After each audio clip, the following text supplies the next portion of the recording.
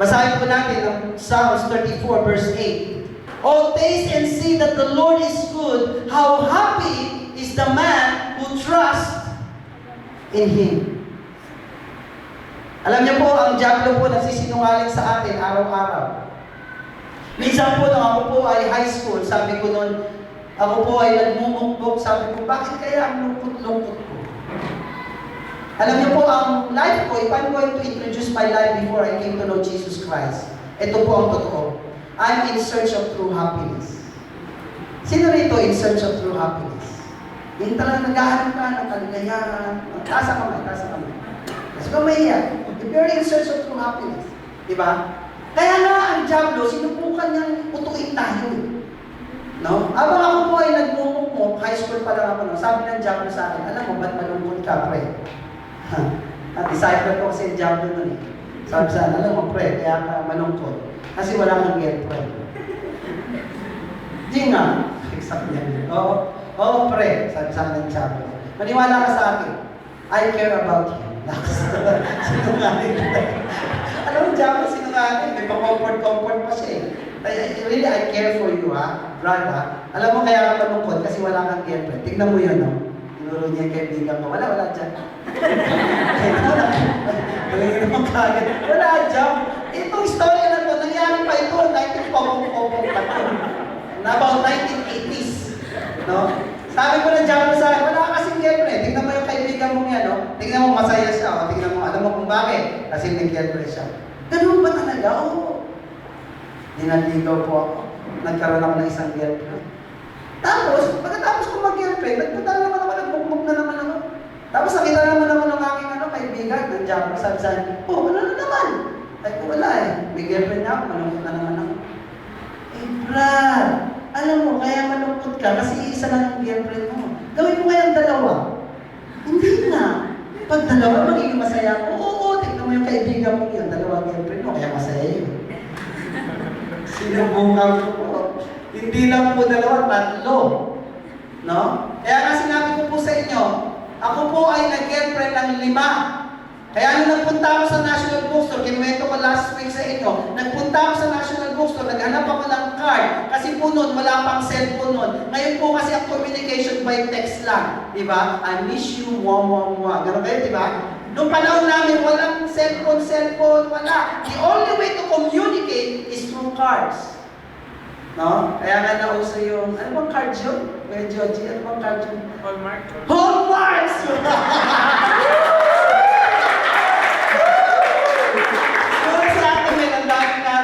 Hallmark sa Pilipinas. Di ba? Kita niya, nauuna yung panahon. Kahit hindi itanong. Di ba? Bumili ako ng card to the one I love. Sabi ko sa sales lady, bigyan mo ako ng 5 niya. Kasi nga eh, alam sa totoo lang po, pagkatapos ko magkaroon ng 5 relasyon, sabay-sabay, hindi pa rin ako masaya. Sabi niya sa akin, kasi kulang ng 2. Sabi ko, pwede ako magdagdag ng 1, pero yung Sunday, Lord's Day yun. Religyoso ko kasi ako eh. Sa totoo lang po, wala akong Sunday na hindi nagsisimba. For years in my life, I have always been in the church. Every day at 5 o'clock, I'm always at the church. Kahit bangang po ako. I make it sure that I'm inside the church. I grew up in that way. Kahit kulasing ako, kahit bangang ako, nasa simbahan ako. Magdating na alas 5. Sa totoo lang po. Papasok po ako dyan, sasawsaw ako dyan, tapos kulang na nga ako eh, panglinis ko sa kaibigan. Pasensya po, mabiro ako, pero yun po ang totoo. Pati panyo ko po, pinupunas ko talaga. Kaya alam niyo po, pinaderma po ng mukha ko, yung mother ko, pinaderma yung mukha ko. Tingnan mo, ano? Derma po yan. Alam yung derma pa nun, tagang pinipisa yung tigyaw, pinapuputok ng putok. Paduduguin niya mukha ko, tapos saka pupunasan ng gamot. Yung po ang derma nun. Wala pong laser. Piniprint po yung tigyawan?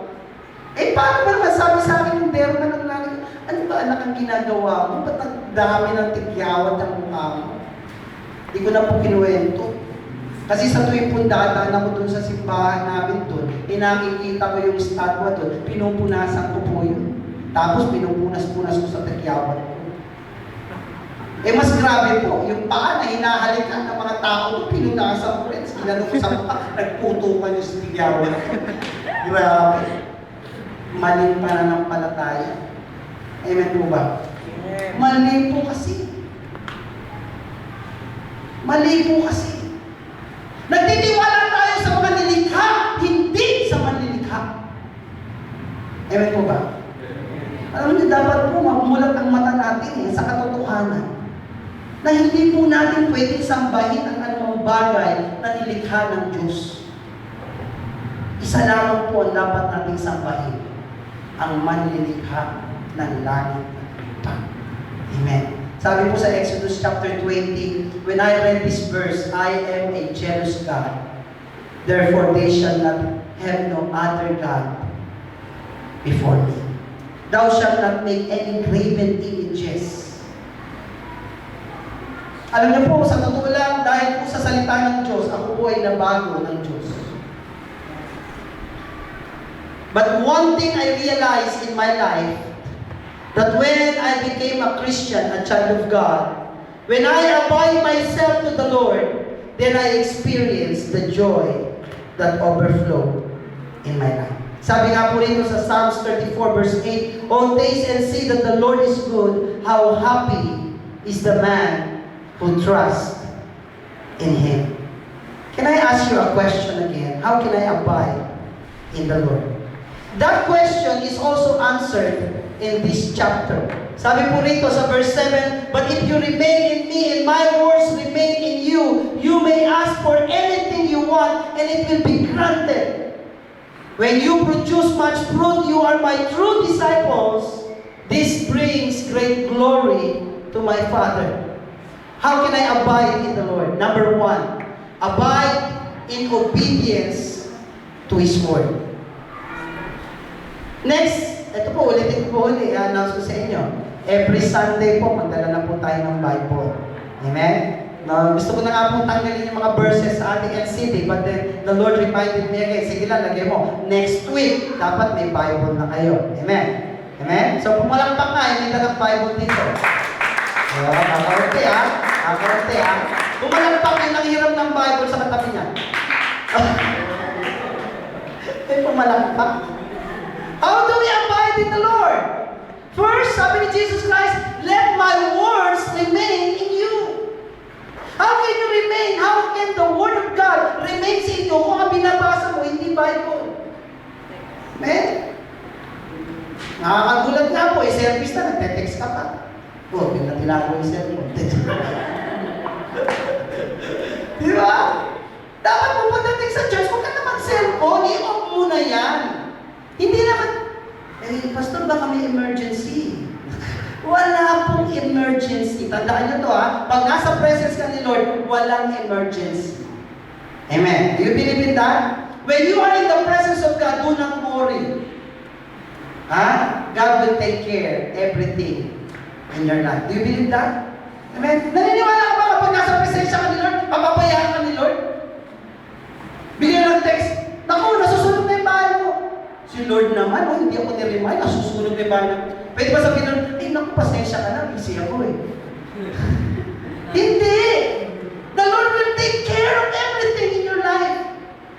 Naibigay niya nga yung kanyang anak na si Jesus Ano pa kaya hindi niya maibigay sa iyo? Amen? You just have to trust the Lord. Paano po? Alam niyo po sa totoo lang, ito po yung patotoo ng isang, patronize niyo po itong hardware na to. No? Hindi ko alam kung mura siya o mura o mahal yung paninda niya. Basta ito po ay Christian, kapatid po natin mananampalataya. Ito po ay yung dyan sa Meligarda. Meron po tayo dyan kapatid na merong hardware. God's will. Ayan, God's will. Ayan. Oo.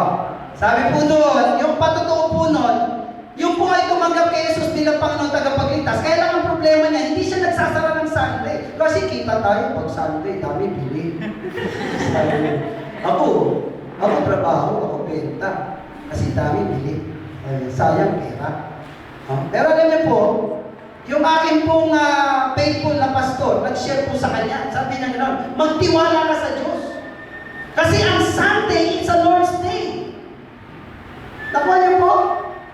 Alam niyo po, nung siya po ay nagtiwala sa Diyos, hindi siya nagbukas ng tindahan, at lahat ng empleyado niya, pinaatin niya sa church. Maniwala ako, syempre po siya eh. Sabi niya gano'n sa kanyang mga katiwala, sige, may bayad, pero mag-aatin ng church. Wow! Sige, atin tayo! Sabi ng empleyado. Galing, gano'n. Talagang mga tao, gano'n eh. Kailangan may kapalit. Amen. Alam niyo po, nangyari, sinuma po, pinag-aralan ng kapatid natin na in-check na yun. Kung nagbukas siya ng tindahan niya, ito ang kinita.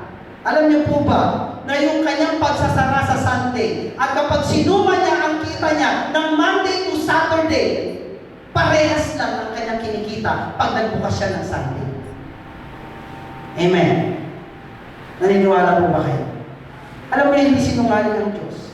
Pag sinabi po ng Diyos, seek ye first the kingdom of God, and all this righteousness, and all these things shall be added unto you. Amen. Alam niyo po sa totoo lang, ang kulang kasi sa ating pagtitiwala sa Diyos. Amen. Sasabihin mo, naku, hindi mo na ako sa Diyos, mag-review mo na ako, maintindihan naman ako ni Lord, di ba? Di ba, Lord? Huwag mo na mag-church. Tingnan ko, ibig sabihin ba, the whole day ng Sunday, nag-aaral ka? Oh, come on. Nagte-text. Oh, kita mo. Bato-bato sa langit naman, may buko. Di ba? Ano ibig sabihin? Buong Sunday ba? Ibig ba sabihin, kailangan pa magtrabaho? No! Si Jesus Christ nga eh. Mababasa niyo sa Bible, di ba? On Sabbath day, He was in the temple of God. Amen.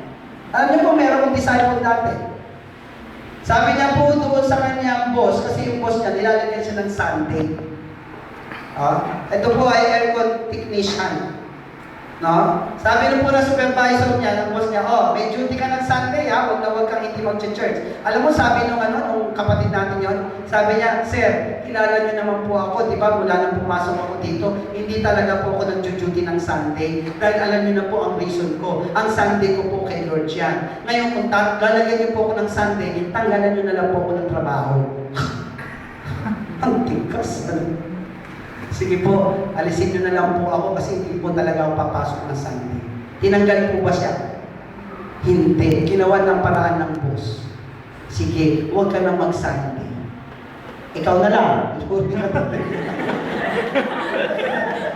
Alam niyo, maniwala ka, throughout ang kanyang pagtatrabaho sa kumpanya niya yun, he never take a Sunday duty.